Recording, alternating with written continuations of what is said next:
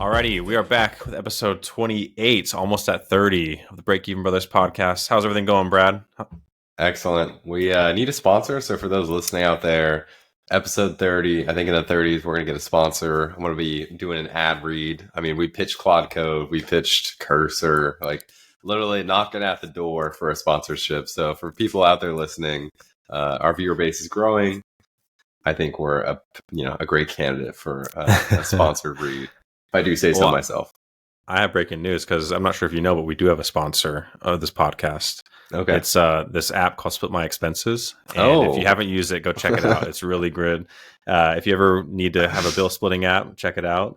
It's the best in the market. So it is. Thank you for sponsoring this podcast, Split My Expenses. Yeah, I appreciate that. And I heard they're coming out with a mobile app soon. So if you've been not wanting to use it because of the mobile app is not there, you have no more excuses. It's coming out, I don't know, next few weeks with the asterisk of, we'll see how things go, but we're making good progress. I've been grinding with Claude Code and Codex, all the darn tools. So, yeah. Cool. Is that do you think that's being built on React Native? Do you think? Yeah. The mobile app? So. Oh, okay. Yeah. All right, yeah, cool. Yeah. Cool. That must be a good app then. Yeah. Awesome. All righty. Well, let's just jump in. We have an action-packed agenda here. I wanted to start with a study or an article that came out related to a study from MIT. I'm not sure if you saw this. Oh, gosh. I have seen it. Yeah. So the study was that, or the headline, I should say, was that 95% of organizations studied in this MIT study got zero return on their AI investment. So the kind of quick short, and then we'll I want to get your thoughts on it. But basically, they studied 300 public AI initiatives. And basically, among those, 95% showed zero return on investment. And this had, I guess, trickle effect or impact in terms of just market and investors' belief in, are we in an AI hype bubble? And I think that was also furthered by Sam Altman. I didn't see where he said this, but I guess he made a comment that there is a bubble but he said specifically in privately held AI companies. So I think like just generally probably AI SaaS startups, not publicly traded companies like, Google and Meta and all that. It didn't seem like that's what he was referring to. But nonetheless, after this MIT study came out, I think there was a noticeable, downward impact to the stock prices for some of these companies like NVIDIA. But what's your take on that? Is that surprising to you, or is that in line with what you'd expect? Well, it's actually the second study that's come out to make AI seem not as good for productivity as people would expect. So there was one, 2 to 3 months ago. We probably talked about it on the podcast, but it had described 20 or so engineers using AI and them not feeling as productive as they'd expect to be using AI tooling. I think that was using old AI models, and old being, they change very frequently. Mm-hmm. So that study, it came out with a damning headline, just like this one did. And I looked at it and people talked about it. It was kind of dismissed given that there was a little bit of a large jump from like the 3.5 Anthropic model to the 4.0. So you look at that study and you think, maybe these use cases, I think they had sourced people from big tech who also aren't, the AI coding tools aren't as good for a large code base and, difficult historical problems within code. But this study came out and it has a jarring headline of, AI isn't as good as it's, touted to be across all these avenues. And I haven't looked at it yet, so I need to go look at the details, because I think when you look at the details, then sometimes it falls apart.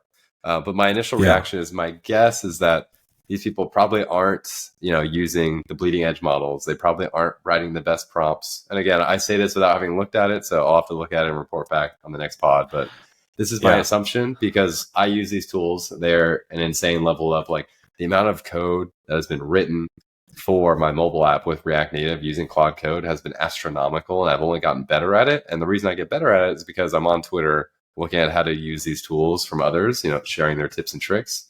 And I'm using the tools myself, so I know where this lies. So I guess, long story short, my hunch is that these people are using AI not in the most productive ways. But I need to go take a look at the study to really confirm that hypothesis. Yeah, well, let me hit you. Those are good kind of points and good questions. Let me hit you with a couple of different parts of the article. This is from Axios, who published an article about the MIT study. And so they specifically, and these are about AI pilots. So I think take that with a, it's important information because a lot of times pilots, they're not guaranteed to be successful, right? It's like a trial. But still 95% of showing zero return is pretty damning. So what they found was that the majority of these initiatives and these pilots that were being kind of studied and as part of the study were in the marketing and sales departments. And what MIT found, and this is no surprise to me when I read this, is that the AI or application of AI in like back office functions is significantly, or should say, generates significantly better ROI than marketing and sales. But I think a lot of times companies see, like a customer chatbot basically, or see like a lead gen AI that can go out and get leads automatically. I think that's where a lot of eyeballs and time is spent. But speaking to someone in accounting, there's so much opportunity to automate the back end and other functions like accounting, that when I saw that from the study, I was like, that completely tracks, because tons of opportunity. But the other part that I wanted, because you keyed on this actually pretty well, is that the study found that the lack of return on investment was not due to model capability. So it said that oftentimes the model was completely smart enough and capable enough to do the task.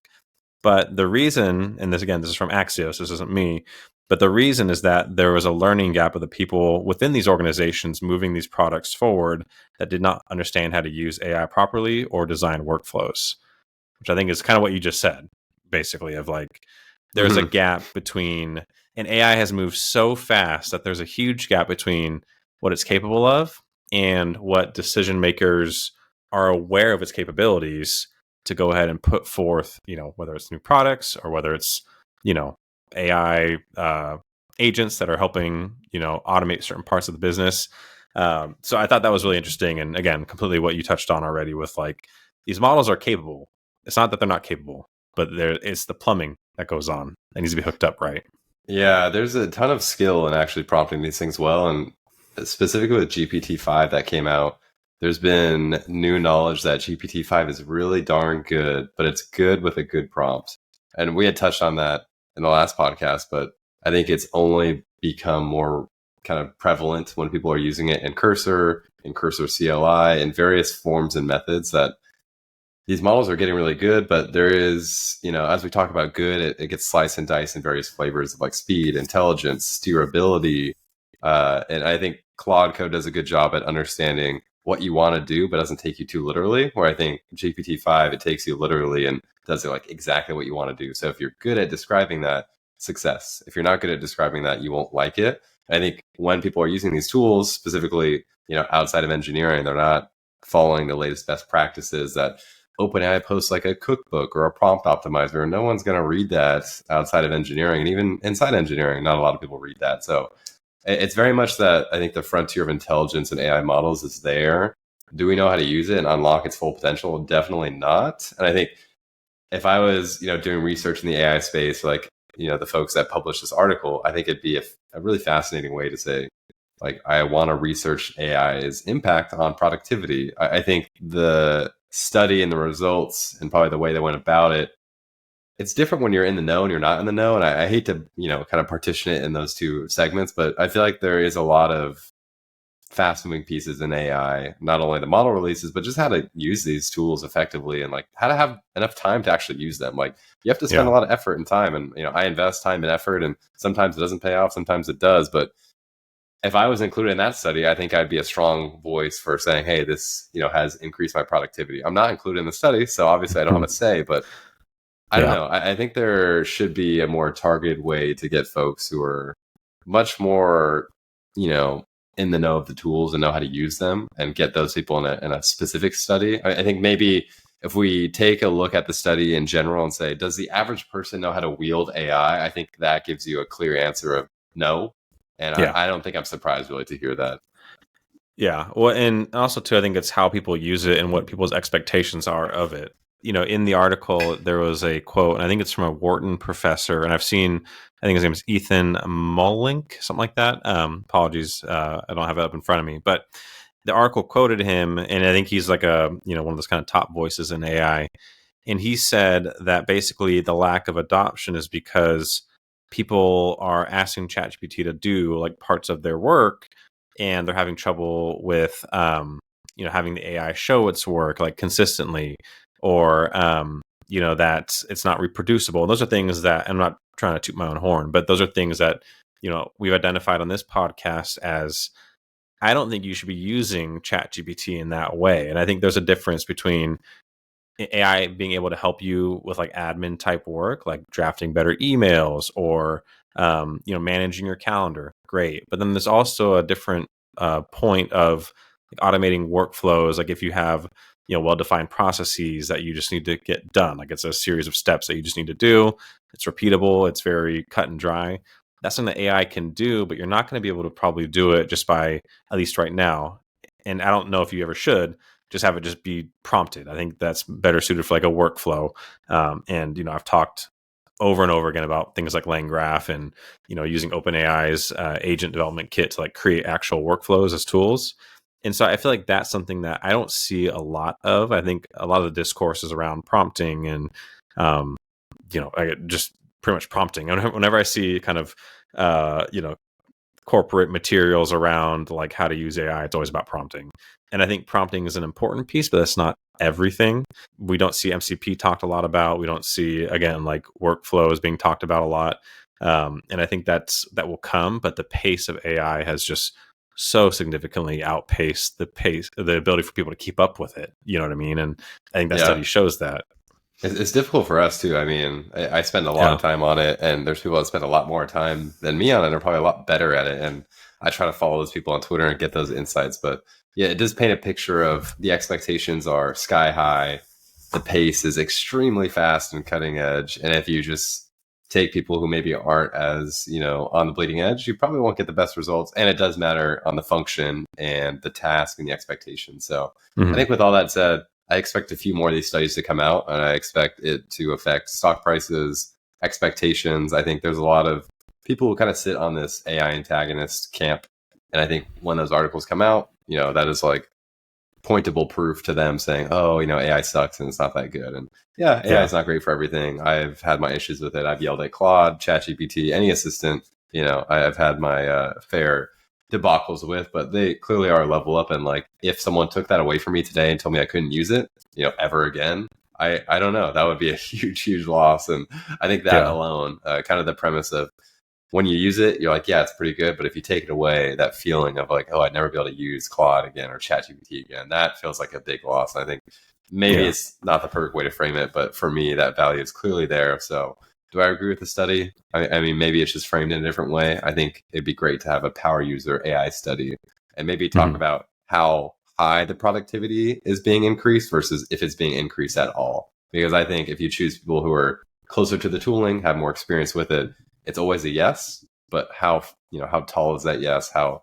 much does that yes carry weight? Is it 20%, 40%? That would be an interesting study that I'd like to see. Yeah. Two other things on this, and then we can move on to our next item. But one, I think it's important to kind of define like what's at stake. And the reason I say that is because in the Axios article, it mentions that tech investment, like capital expenditures on tech investment and AI, is the highest it's been since 2000, which we all know what happened in 2000. So there's just so much expectation, and so much belief that these investments will have some kind of future payoff down the road. And I think when we think about stock prices and studies like this, it's what is that real expectation? Like what's hype and what's grounded actual future payoff that we're going to see. And then the second thing I would just kind of want to mention too, because you said the AI antagonist, it's worth mentioning, and Axios again does a great job at pointing this out, that the study was published by MIT, and they have a certain group. It's called NANDA. It's like Network Agent something. I don't know exactly what it stands for, but basically saying that there is a vested interest. MIT wants people to use this NANDA protocol. I don't know if you'd call it that, but so just worth mentioning. It's not that the study's bad and not that the study's invalid, but it's always good to kind of point out where different camps are in terms of what they're pushing out there and how it relates to the information that they're putting out to the public. So but yeah, that was really interesting. So yeah, I'll take a look at that. And one thing I wanted to chat about was we had kind of interfaced on Twitter about it, but there's been a little bit of an increase in selling cursor rules. And I feel like this ties in nicely with that paper that was released, because it feels like you need the knowledge to be able to make AI effective and useful for your task. At least for engineering, there's a lot of effort to put in to understand how to wield the tools. And we've talked about prompting. We've talked a bit about cursor rules. I've seen a trend recently where both the Tailwind creator, Adam Wathan, and there's a guy I follow who does a bunch of Vue stuff, who I can't remember his name. But essentially, both of these people are leaders in their frameworks. So they, own Tailwind. This guy does like a ton of stuff for Vue. So Vue.js is, the counterpart to React.js. And essentially, both of these people, again, have a ton of clout, have a ton of expertise in their frameworks, and they're packaging and selling kind of a cursor rule, so to speak, to make your experience using these frameworks a little bit better. I think it's interesting because the price point, at least for the guy who was selling the Vue rules, was like $9. And $9 is not a lot. When you think of creating a course or other kind of like educational content, those are usually, $100, $200, $300. Seeing the price point so low felt interesting, but also smart to me, where I was kind of chatting with Ben offline. It feels like one of those things I would buy and like never use. So it's like, it's very interesting seeing these domain experts like come in, try to make money off of AI, but also package something that could be very valuable, because cursor rules are, somewhat valuable if they're written right. Other times they can have a lot of fluff, but these are people who are like extreme experts at their craft, writing rules that are tailored for their framework. So I thought it was interesting. $9 is very cheap. I almost bought it and I didn't, because I kind of got stuck in this loop of like, oh, it's only $9. Would I actually use it? So I don't know. Do you think this will be a trend going forward? Yeah, at first I didn't care for it, to be honest with you. I saw it and I just felt like cursor rules, in my experience, don't make that much of a difference to me. And I'm not a super user in terms of like vibe coding. I'm not a fan of vibe coding. I tend to try and get all the like real important details out myself, and then maybe just use AI to kind of fill in some gaps. But that's just me, and I'm probably a way slower of a developer because of that. But so at first I didn't like it, but the way that you described it actually made more sense to me, in the sense that you're paying for really specialized knowledge. And like, it's not just generic rules in terms of cursor rules. It's very tailored to, in this case, Vue. I think his name is Eduardo. I just looked at the tweet. And, to me, like, the people that are only be buying that is going to be people that are really, dead set on building something with Vue. So if it makes their job easier, makes their life easier, then $9 is actually probably a pretty good buy. And hopefully it's a good product, and the rules are good in the sense that it does what it's promised to do. And I could see that kind of gaining traction in other areas too. And it's just that specialized like touch. And for $9, maybe that's worth it. I think it's actually pretty interesting. And it reminds me of like Udemy courses, because I'll see one that's like on sale for like $10. I'll be like, hey, I'll do that. And even if I watch, did you actually watch it? I got one on Fast API recently, actually, because there's some things that I don't really understand about Fast API. I've never used it as like a production type application, and so I wanted to do that. But I bought the course, and there's stuff that's like basic Python. I don't need to watch that. There's stuff about like setting up virtual environments. I don't need to watch that. So you might only get half of the value, or half of the course be relevant to you, but for $10, that's I know. Why not? And that's how I feel about this. The price point is like extremely low and attractive. Yeah. One thing that had recently came out is Laravel released Laravel Boost, which is kind of an opposite approach. It's packaging a free open source kind of like rules system. So I guess how to explain it is, in Laravel you can use different packages, like composer packages, and Laravel evolves over time. So there's a Laravel 10, 11, 12. Across these different versions, the framework acts differently. So the Laravel team developed a package called Boost, which essentially looks at your project and sees the dependencies you have, and then will pull in appropriate cursor rules or Claude code rules for the specific packages you're using, because AI always struggles with SDK upgrades, version upgrades. They made it easier to say, hey, if you're using version 3, I'm going to have these rules. If you're using version 4, I'll have these rules, like different rules. And so they give you an easy platform to say, I'm going to install this boost package. It's going to go look at my Laravel project, see the dependencies, and then auto detect the versions. Could be old, could be new, and then have a better kind of footing where AI can understand your project a little bit better, because these things do change over time. So it's like we're talking Tailwind and Eduardo, or I guess Adam and Eduardo, both in Tailwind and Vue, using their expertise to craft something. And we're talking with Laravel, kind of the opposite approach of like crowdsourcing these rules and taking a look at your project. And I think that approach feels right, but it's not really the craft and the expertise of one person behind it, where they're like, they have the chops because they built the framework. Like you couldn't argue that Adam doesn't have a great understanding of Tailwind because he built it.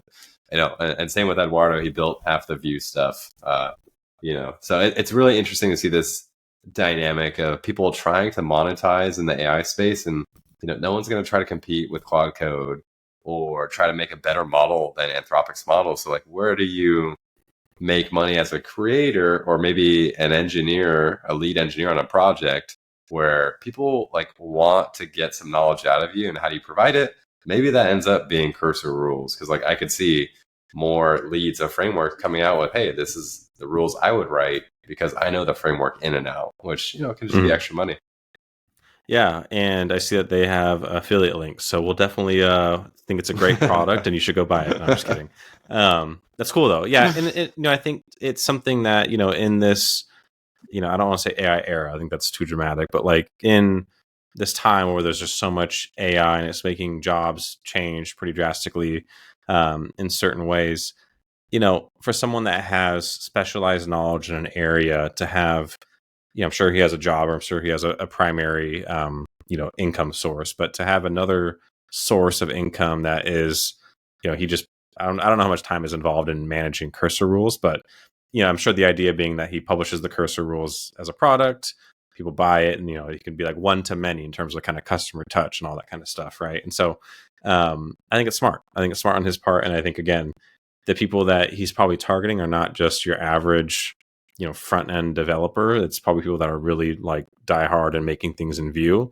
And again, $9, why not? Why not take a shot at it? You know what I mean? So yeah, I would love to see the stats on how many people bought it, and even on the Tailwind side, I think they've also been looking to make more money in a recurring way, but this is definitely not recurring. I think Tailwind's a one-time purchase. I know the Eduardo's rules are a one-time, but it's interesting seeing people try to fit in monetization with AI, because I don't know. I feel like I would buy, Laravel rules from Taylor Otwell if he put them out. Maybe that's just putting it out there. If he's listening to the pod, you got some Laravel cursor rules, $10. I would buy it.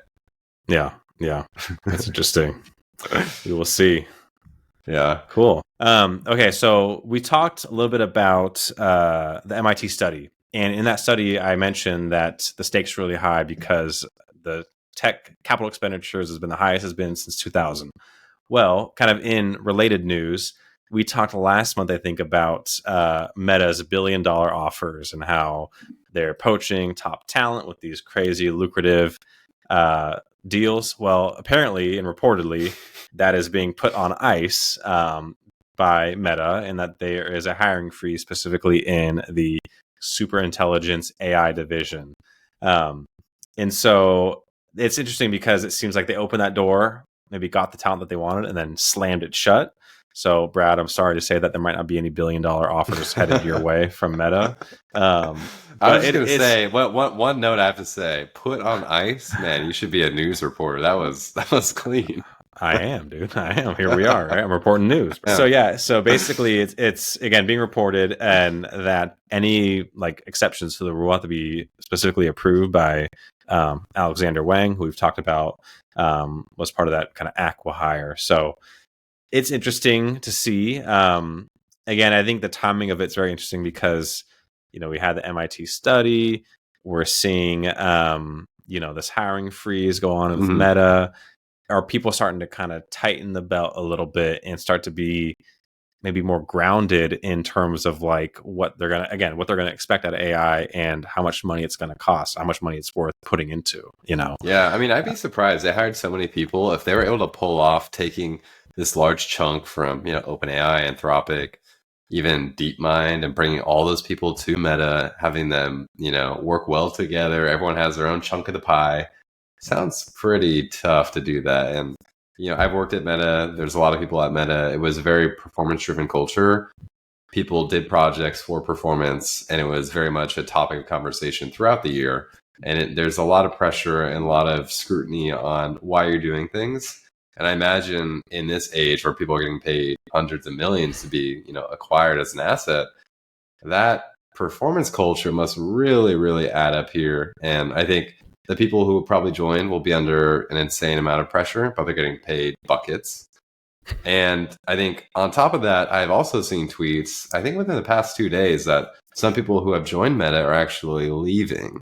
I don't know if you've seen too many of those, but I think I saw at least two that was like, I joined Meta for like the mission of the super intelligence lab, and like they're going to do good stuff, but like I'm going to go do my own thing. And I don't think they really disclose that. My guess is probably they're going back to OpenAI or wherever they may have came from or starting their own company. But I think in general, they're spending so much on data centers. Like the NVIDIA GPU spend is off the charts. The acquisition costs for these, quote unquote assets of intelligence of these people training the models, post-training, et cetera, all the deep research on creating a good AI model, all that's adding up to a lot of money. And you can only do so much with that. Like you can't just keep spending and spending. And Meta had done that for Reality Labs for, many, many years. But at this point, the Meta stock is in a really good spot, 700 plus.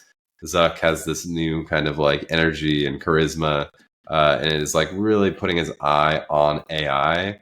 But how far will that go? When will it fall apart?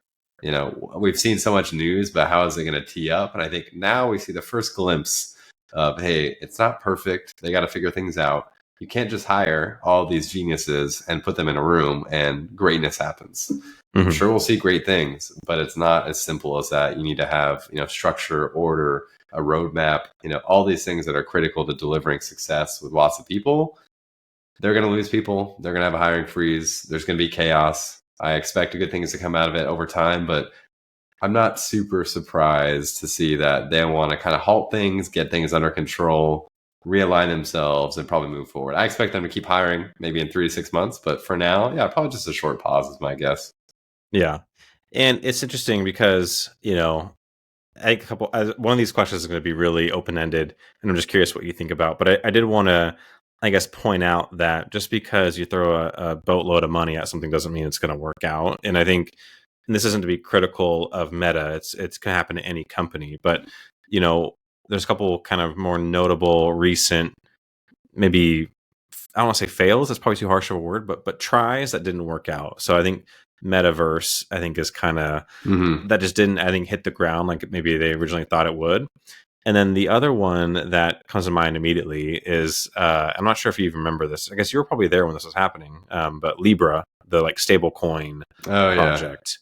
Yeah. And so those are two, and I'm sure they didn't put as much money into Libra as they did probably the metaverse and they are with AI and the super intelligence. But, it just kind of goes to show that you can throw a ton of money at something and doesn't mean it's going to, get traction and be successful.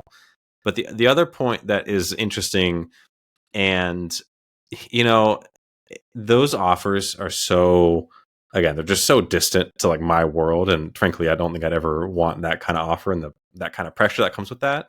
But at a certain number, does it not matter anymore? And then therefore it just becomes like, if you're just doing something just for the next dollar, it kind of goes back to that mission kind of purpose, right? Like, do you see yourself with like, Meta's mission, or do you feel like you're a missionary like OpenAI claims to be?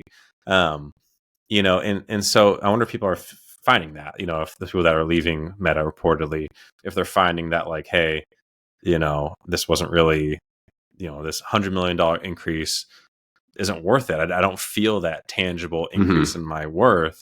And maybe that's why people are leaving. what do you make of that? Like at some point, you've all heard the phrase "more money, more problems." Like, does those big offers and the expectations that come with it, and maybe you don't really see yourself like super grounded in Meta's vision, does that start to eat at, like, even though you're getting paid amazing, does that become not worth it in the long run? I do think Silicon Valley has a different perspective on pay, and there is a larger focus and like sense of worth based on take home pay. And so I imagine, not to paint these people as a certain way, but it's just the culture of being in the Silicon Valley has more emphasis on that area. And I think people derive a lot of, again, like self-worth from how much they get paid. And once you get to a certain number, it's not really meaningful. Like at a certain amount, if these people are getting paid 10 million at OpenAI and they got paid 100 million at Meta, I would argue that that's not meaningful to their overall life quality. And lots of goals in life, for the most part, are very achievable with $10 million a year. So I think to answer your question, it's definitely different, I think, in the Silicon Valley. However, I think they would probably agree that it's not a meaningful, if you 10x your pay from 10 million to 100 million, it's, pat in the back, and like you're in the hype cycle of the Meta superintelligence team. But I think the pay on paper is enticing, but it's not the end all be all. My guess is it was more the vision and seeing people next to you go to Meta and think, oh, damn, like I'm missing the boat, like they're going to go create something great.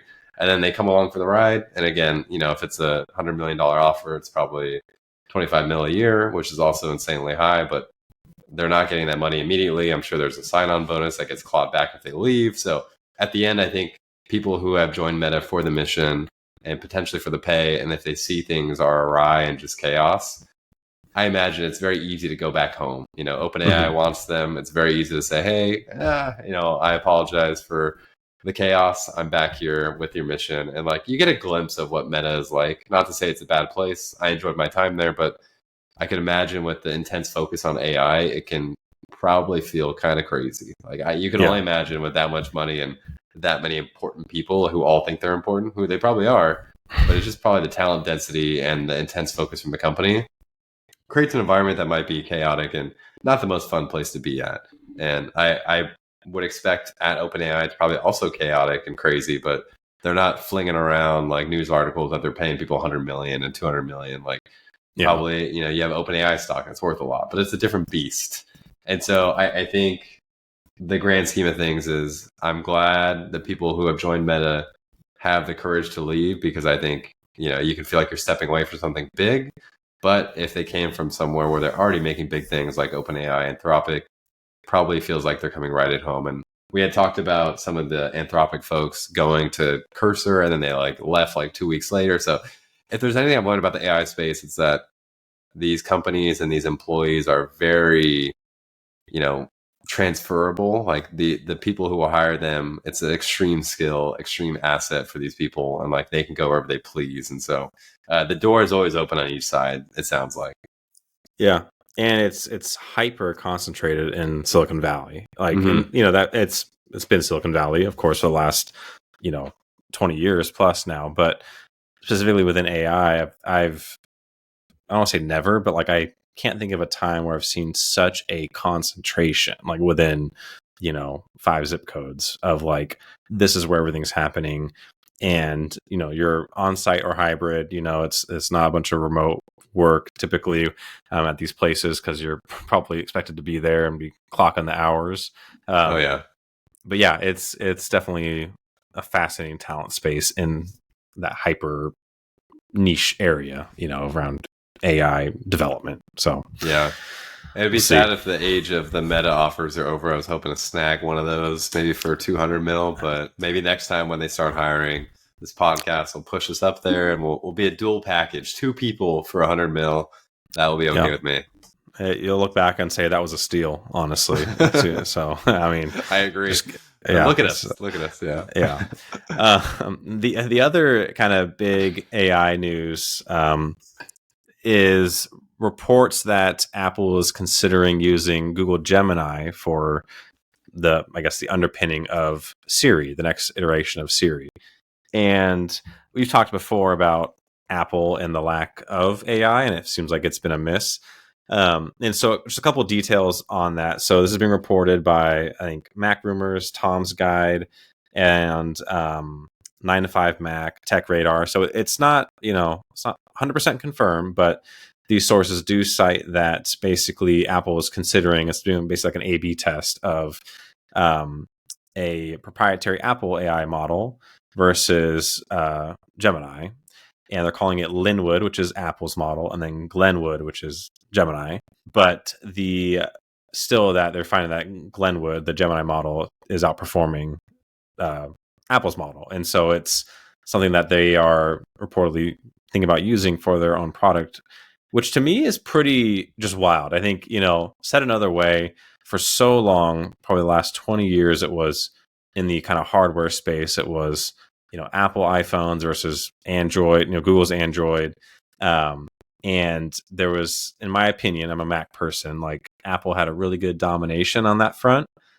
But you can see that they've just missed the boat a little bit on AI. And I think in one of the articles, I'll try and find it, but they said, and I think they found a direct quote, or they got a quote from someone that worked there at Apple, that supposedly a couple of years ago, Apple didn't think that generative AI would really be a big thing, supposedly. And if that is true, that kind of goes into one of the history books of maybe one of the poorer takes the last decade, and maybe that explains why there's so much on the back foot.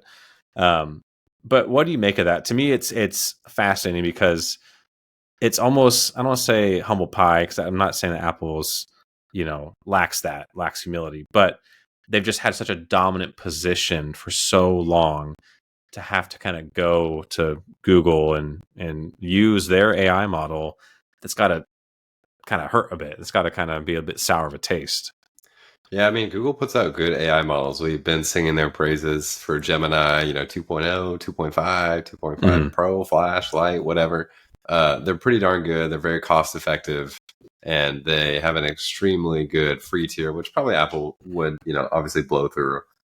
They released that paper, like 2 or 3 months ago, talking about how hallucinations happen, and like they don't believe that LLMs are the unlock to greater intelligence. I think they were saying it needs to come in some different flavor. Mhm. So maybe they're kind of not investing in AI and want to use Google out of the box for Siri just as a short term, but maybe they're going to spend more money investing in some sort of like new non-transformer, AI model, which again, there is like AI models before LLMs came out, but LLMs unlocked a whole bunch of use cases like with text. So maybe Apple is, spending their chips on something more next level. Apple, as they work on these devices like the Vision Pro or, Apple Watch, I think they're created like 5 to 10 years in the making, just ton of hardware engineering, ton of resources thrown at it in secrecy. Who knows? Maybe the AI division of Apple is doing something in secret that is really impressive, hopefully. I have my doubts, but it could be the case that they're working on like the next level and realize that they're late to the game on the LLM side and are just looking to have Google kind of fill that gap in the meantime. Because again, the Google models are great and very price, Yeah. forward, I guess. Well, yeah, and that actually reminds me, is one thing I forgot to bring up on the MIT study, not to come back to that a third time, but there was one important point that was addressed, and it's that companies that bought AI tools were far more successful than those that developed their own proprietary model. Now, that was again for the 300 different pilots, but that makes sense in the idea that like these, let's say four, Google, Anthropic, OpenAI, and I don't know who else would you put there. Maybe Meta. Maybe just three. Those three main probably just models, three. DeepSeek. Yeah. So maybe just three. But like they have such a lead over everybody else. Now within those three, it's very competitive. Mm-hmm. But like they have such a lead, and so almost trying to develop to catch up to them or build your own version of it just seems like it's a fool's errand, and like you should just be using these models at this point. Until maybe in the long run you can eventually build something that's more niche to your need. But again, they're so good right now, and it reminds me of this Apple situation where Siri is, in my opinion, completely useless. To be honest with you, I don't use Siri. I'm not sure if you do. and Apple Intelligence is almost like an oxymoron because like Oh, I've yeah. never seen it be useful in any kind of intelligent ask. So, they almost have to do that, but it's yeah. So they're making a decision several weeks from now. So, but yeah, it's something that supposedly, and I'll try and find the article that talked about this, but there is a internal kind of battle within, I think, the Siri department between two, I guess, leaders, and one's a bit more, what's that phrase, like ship things fast, break things or whatever, and the other one's much more methodical and maybe slow to the punch. And that kind of power struggle, I guess, has led it to be kind of aimless, I guess, in the Siri department. So, and that was a quote from the article, not Yeah, I was I've gonna made say up. those are tough words right there. Wow. Yeah, Apple's I'll find under the a lot of heat article. recently. Yeah, because I'll find the article and make sure we link it, because it said that the AI team was like nicknamed internally as aimless because they just didn't have so things are not going well there. But I am confident that once they get it right, they will, because all these different models and all these different things we're talking about are not really hardware specific. Like maybe you could say Google has a great one up on everybody else. They have a one up on OpenAI and have one up on Anthropic because those two don't have hardware. They're strictly models. Whereas Google has the phones, and Gemini's if you have an Android, you have Gemini basically built in. And so, but I do think once Apple gets it right, like it's going to be sweet. It's going to be, it can connect to your watch, connect to Vision Pro. Like it's going to be good. They just need to get there. And I think that's what everyone thought for Apple Intelligence, though, to be fair. I mean, they sold that thing hard for the last, I think it was the last iPhone launch, or maybe it was two iPhone launches ago. Probably like 2 years ago. It's like, if you get iPhone 14 or something, this has Apple Intelligence, and that was like the selling pitch and the marketing pitch. Then Apple Intelligence fell so flat, everyone has dismissed it. So at this point, the expectations for anything Apple AI is like rock bottom. If they would integrate Gemini, that would level them up immediately. I'm just slightly concerned that Apple would want to actually go that route and sign a contract with Google to commit to spending who knows how much money on that, billions of dollars a year.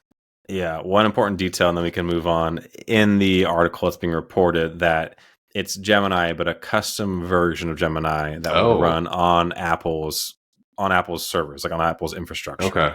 So they would still have the commitment to privacy and on-device processing. That makes sense. Yeah, so it's not... Yeah, so one important detail we should mention. Apple Intelligence, they did create a pretty complex system for privacy where I don't really know how to describe it succinctly, but they essentially have some various cryptography security mechanisms in place so that when you ask Apple Intelligence to like look at your health data or other things, when it does that, the more complicated tasks to process data will be offloaded to servers, but these servers are like cryptographically secured and such that your data like won't be leaked, and it knows it's talking to this server because it's sending that personal information from your device to the cloud. And it sounds like they're keeping that structure and they're making Gemini play, fair and safe within that architecture they developed. So that's cool. Yeah, we'll have to see where that ends up. Very curious to see if they sign a big fat check and then people love, Apple's AI, or it ends up, coming to bite them. We'll have to see. Yeah, we'll see. Cool. Yeah.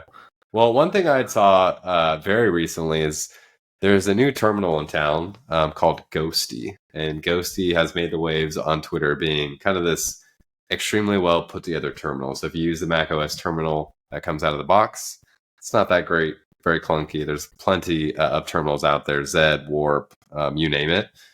So Ghosty is one that's being created as an alternative, and their creator, who is very, very famous, Mitchell Hashimoto, got to make sure I got the name right. He created a ton of open source software, like I think it was Vagrant. He created HashiCorp, like Terraform, all these kind of like very fundamental software pieces that are used in the modern day and age. This guy created and pioneered and pushed forward. So it only makes sense that he created some very impressive like terminal.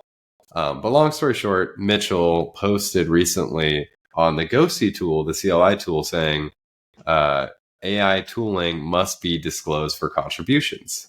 And his kind of riff on it is that I love AI. Like, this is from his own words. Like, I'm a fan of AI tooling. I use it myself all the time. But I'm getting an increase in open source contributions where people are taking the Ghosty CLI and just creating junk code. And we have the term for that, AI slop. He used the term saying, I'm getting a lot of AI slop. And for me to review code that AI has written, it puts a lot of burden on me. Because of that, I want people to disclose that they've used AI for PR. One of his key comments is, I like helping people get their PR, like their change, merged to my repository. It's cool to get outside help. But I don't want to do that if I know it's just an AI on the other side. It's not a real human trying to get this to work. This is like, Claude Code, Codex, Cursor, making a change. And he's not going to want to, ask for changes. Then someone goes, copies his message, takes it to AI and iterates on it that way. Like, he wants to actually help people. So it hit the internet in waves. His comment was, he posted this about last week, and it has 500 upvotes and only has 3 downvotes, and then 11 laughs, 8, ta-da celebrations, and 100 hearts. So I think when it landed on Twitter, it was like, oh my gosh, this is a big change. The reaction of this GitHub pull request that he just kind of like opened, and I think he modified the README. Oh, he modified the contributing guidelines. So he put text saying, if you use Claude Code, you have to say a disclosure. This PR was written primarily by Claude Code, or, I consulted ChatGPT to understand the code base, but the solution was fully authored by myself. So like 2 different variants of that. But it's very interesting because I don't manage open source software, but I use Claude Code, 5 days out of the week. And it writes a ton of code. Some of that code sucks. Some of it's good. And, I have the knowledge to know when that is good and when it is not good. And I can clearly tell that he is frustrated of people coming to his repository, creating changes that are not good. And they don't have the skill to know it's not good. So he says, hey, I'm done with this. I'm going to put the, line in the sand and say, if you're going to contribute, please disclose this. And I think it's, a change for the better. Very interesting. Yeah, I agree. And AI slop is a problem. I think there's going to be a tremendous opportunity for engineers to come in and just fix all the horrible vibe coded crap that goes on. So plenty of work for engineers in the future years.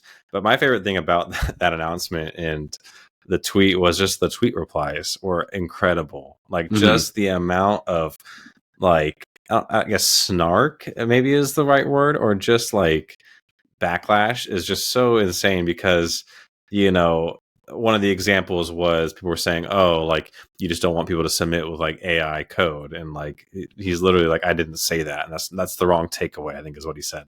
I never said that. And that's the wrong takeaway.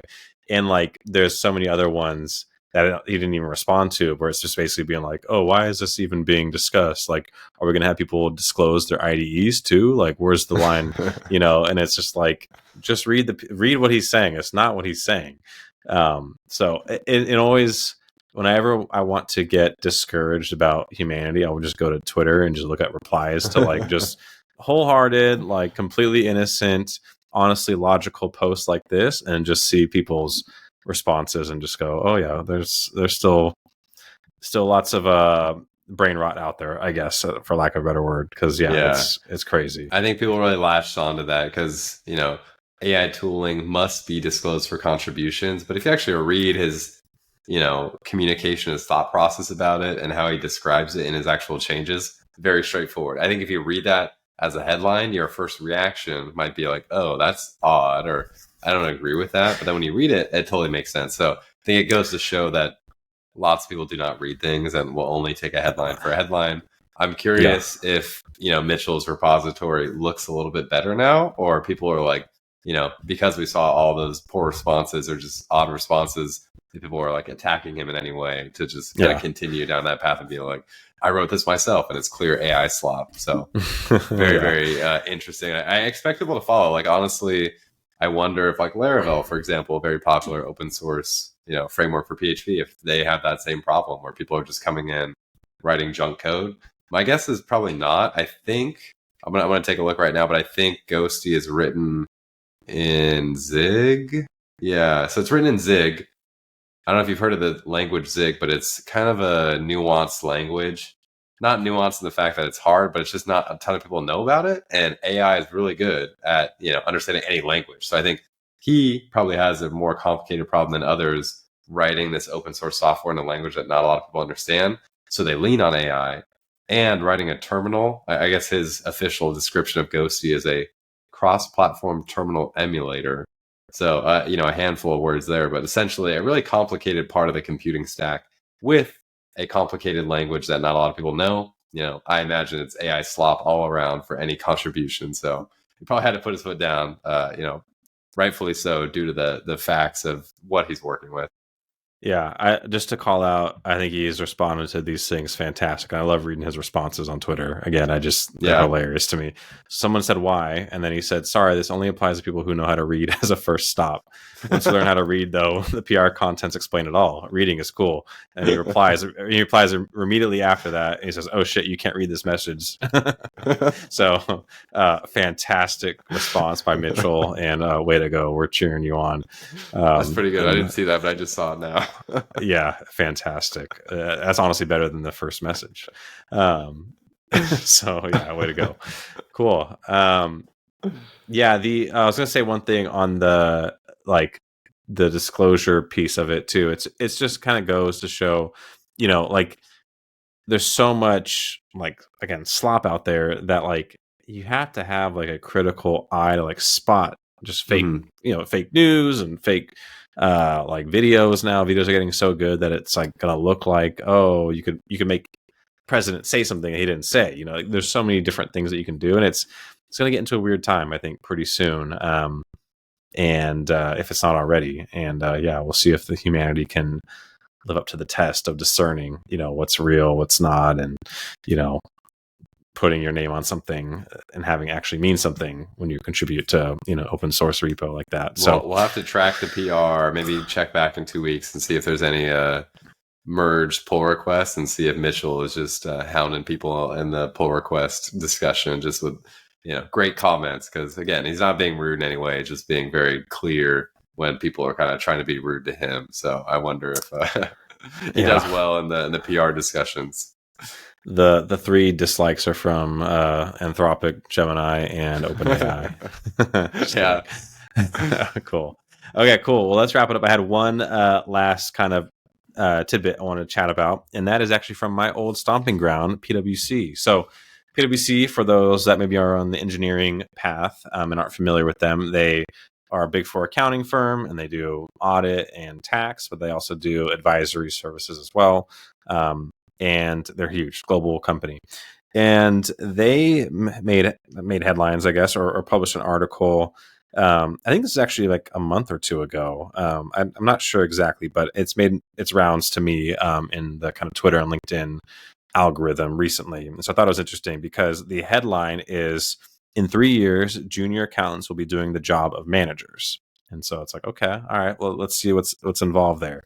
And basically it's from the AI lead at PwC, and she's asserting that AI will be doing all the routine, mundane data entry task, and that the junior accountants will be responsible for just reviewing that work and critically thinking about the outputs that they get, and that the reason, and what the article also stated, was that because of this, they're going to have to kind of retrain how they train, or kind of reformat how they train their new hires. And again, speaking as a former new hire back in 2014, of course, there was no AI. And so it was much different. And so it'd be interesting to see, because they said they're going to emphasize things like deeper critical thinking and professional skepticism over, kind of technical accounting skills, because I think the presumption is that you should, I guess, one, already know that, but then two, that the AI is going to be doing that work for you. So I thought that was interesting because, we've talked about kind of manager mode before on the podcast, about how you kind of, if you are really using AI to kind of do meaningful parts of your work, you have to review it. You can't, speaking of Ghosty and that announcement, you can't just have Claude Code run and then just go and just ship to production. It's not there yet, at least. Yeah, it's not there yet. And so there's going to be a need to have people review. And so I think that's smart that they're calling it out. But this is the first time I've seen such a kind of public statement from the Big Four accounting firms about how it's going to change entry level roles at PwC. What I found to be interesting though was that it said, and I've heard this phrase a lot, where it's not going to be less jobs, it's just that people are going to be able to be more fast and more efficient at their jobs. And to me, it's almost like that can't be true to a degree, because if you're going to be more fast and more efficient, then you need less people to do the same task, right? But they maintain that it's still going to be, everything's going to be the same, but it's just going to be more of a manager when you come out of school, and that you're going to be focused on reviewing the outputs of AI and stuff like that. To me, it's interesting. It just seems like, and I largely agree with the statement. I think, again, people need to be more trained on reviewing now, and like the actual act of doing will be less important.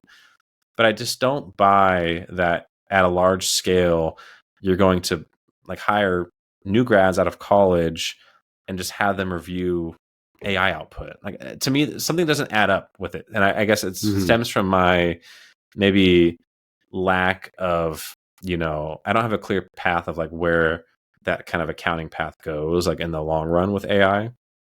What I do believe is that people that can build, or at least like partially build, like AI systems stand a much better,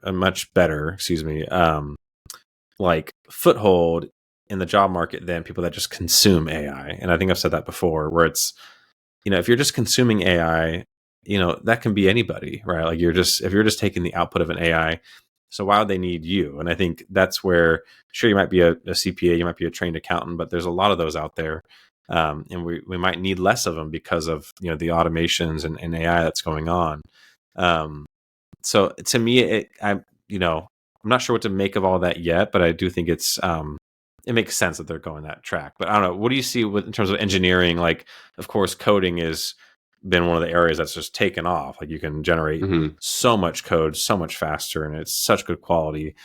Do you think that changes how engineers will be coming out of school, and what like the job market, what the skills will be kind of sought after for engineers in the job market as new hires? Yeah, I mean, first off, it sounds extremely interesting because I've heard of this phenomenon where just younger people using ChatGPT will use it for things you wouldn't expect, where it'd be like, oh, I go to, Burger King and I ask ChatGPT to like choose the food for me, or like, maybe a weird example, but it feels like they're delegating a lot more to ChatGPT than one would think. I use it for like house tasks or researching, coding frameworks, like other various things that I feel like I don't know about, versus like, hey, should I, do something what seems like to be trivial, maybe to you or I think to them, they kind of offload to ChatGPT because they think, oh, this is like a super intelligent being and it's clearly much smarter than I am. So why would I make a decision?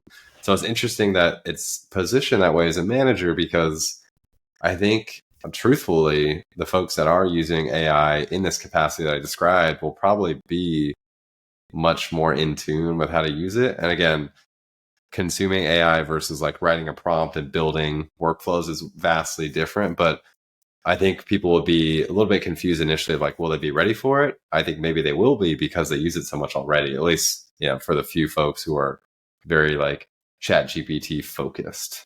I think for coding, I don't know. I would hate to say like a new grad for coding could just use Cursor, because I couldn't tell you how many times I have asked it to do something, saw the AI slop, and said, none of that. That's not what we want. So to me, impossible. Again, I think the models will get better, but as we get this divide between, Opus, the grand thinking model of Anthropic that does really well, or Sonnet that does really well, then we have the GPT-5, which again writes really good code, but you need to know how to prompt it. It feels like Claude's version of the model is more beginner friendly. It feels like GPT-5, where it knows exactly what it needs to do if you can describe it, is very advanced friendly. You would never give like a quote unquote new grad GPT-5 and like let it run rampant on your code base, because they won't know when it's going wrong. They won't be able to spot that. Like, there's less guardrails in place, where I think Claude's models are a bit more understanding of what you actually want and will do those changes, where I think GPT-5 is a bit more like a very precision knife. And I think when I think about new grads being prepared, I feel like it does shift to reviewing things. Like, you're reviewing a lot more code because AI is writing it, But since you're reviewing, you need to actually understand it. And if you're not coming with that baseline understanding, you can't review. And you get to that point where you're faster, but you need to know the skills. So you can't really get away with taking a shortcut. So I wonder in accounting if you could do that potentially. But to me, it feels like to review the work, you must know the work. And at that point, you are becoming a manager of some sort, but you still need the fundamental skills there. Yeah, to me, I think it needs to change, and I would imagine this for engineering too, but I'll be curious. The change needs to start with the education more. Like, to me, even when I came out of school as, with a bachelor's in accounting, and I was kind of on the Big Four track, you get on the job when you don't know anything, and you kind of got to learn on the job, and that's kind of expected, I think, or at least that was the expectation. Like, hey, you just need to have the foundation, but then you're going to learn on the job, like how to actually do things. And there's a big gap between like practical knowledge that is what your employer needs you to do, and then there's the theoretical knowledge that might underpin what you're doing, but like its theory is a lot different often than practice.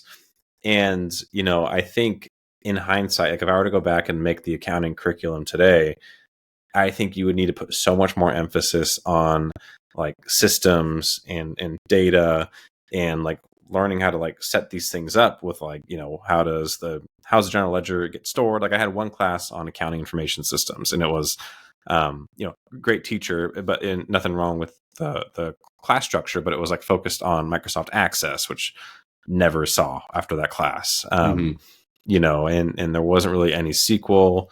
And, so there was just a big opportunity back then. It might be better now. I'm sure it is. But, it just seems to me like the education needs to be so much more like grounded and like practical for you to come out of school and be ready to go, otherwise you would just want to have a more seasoned person in those roles. Like, that's the part where I'm kind of, as I kind of sit and think about it, I'm like, I don't know what that'll look like in 5 years. Like, what will the education look like, and then like how does that change people that are just graduating to get those roles?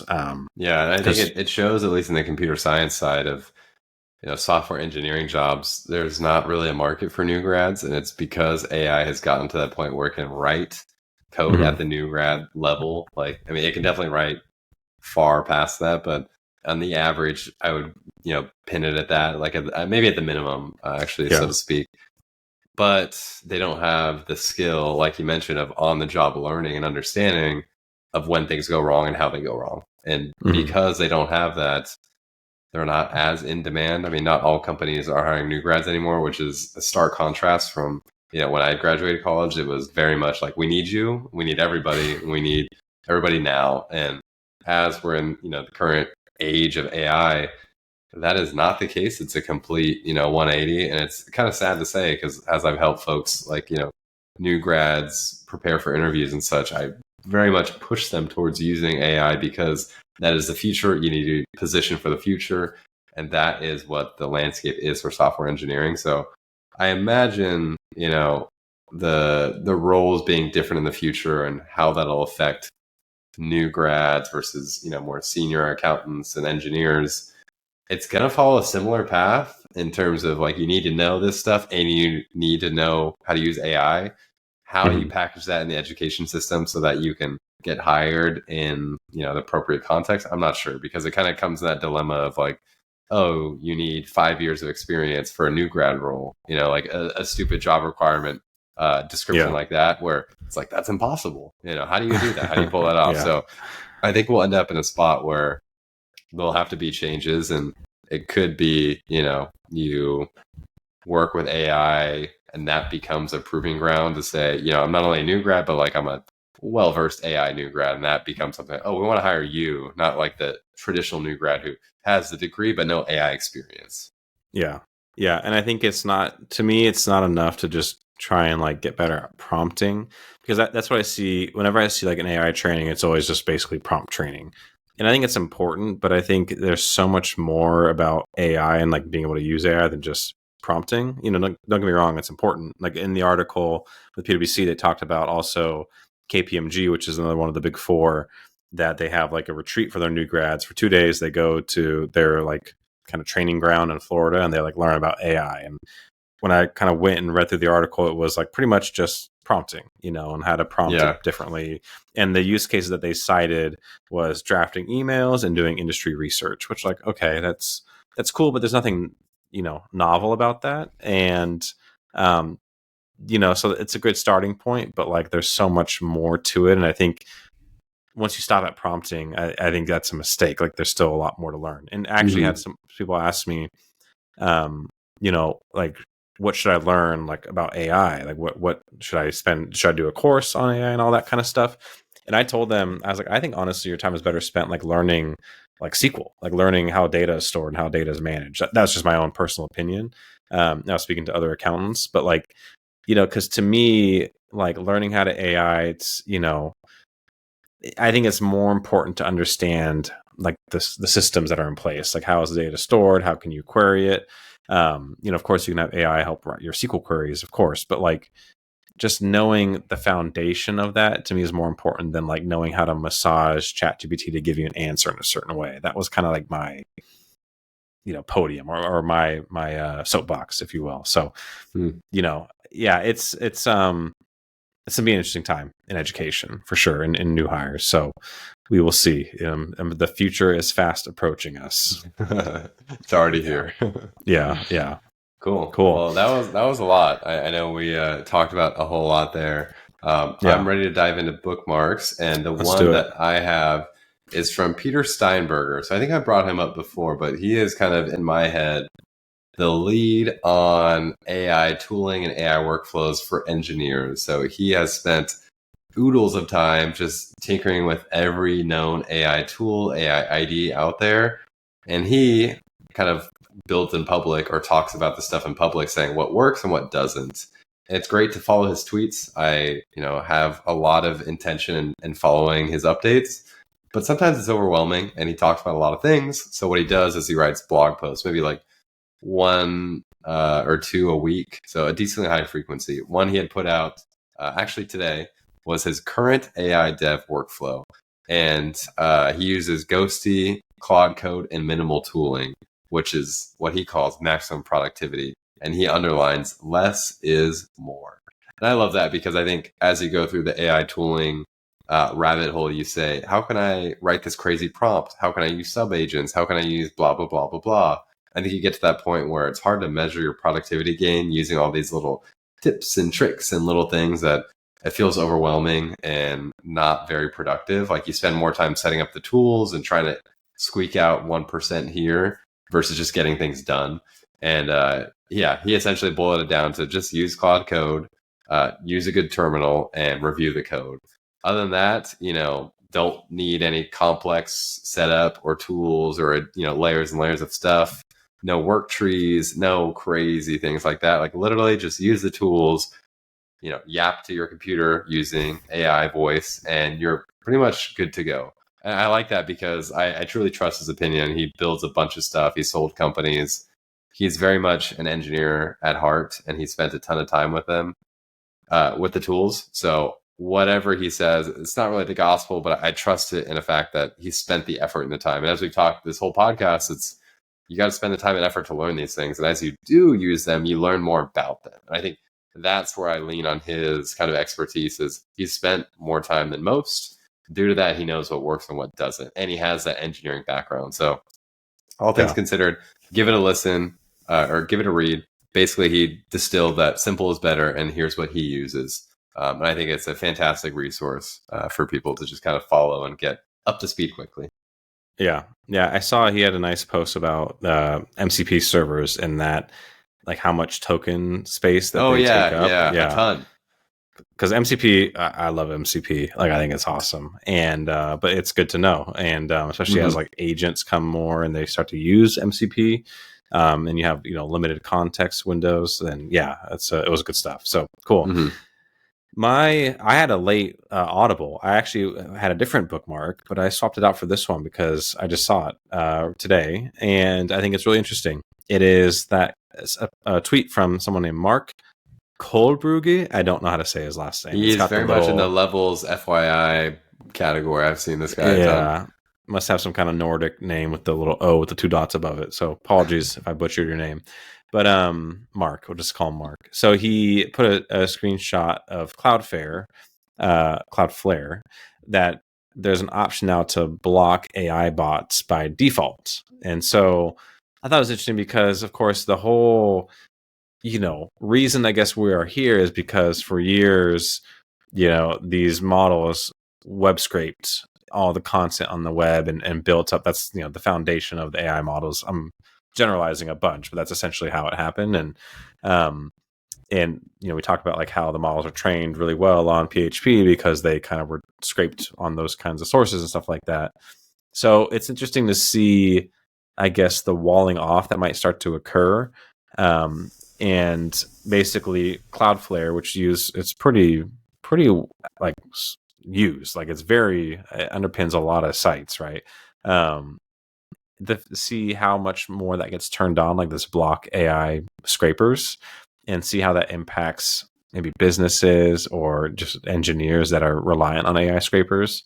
But more holistically, we've talked about this before, like at some point can see these different models starting to kind of limit access into certain, other areas. So for example, you can connect your Google Drive with ChatGPT, but like at some point will Google say, we're not letting that connector exist anymore because we need you to use Gemini. And that to me, I could see it going there. I don't know if it will. It reminds me of kind of like the Apple's App Store, gamesmanship, maybe, for lack of a better word, where like you kind of got to play by their rules to be on the App Store.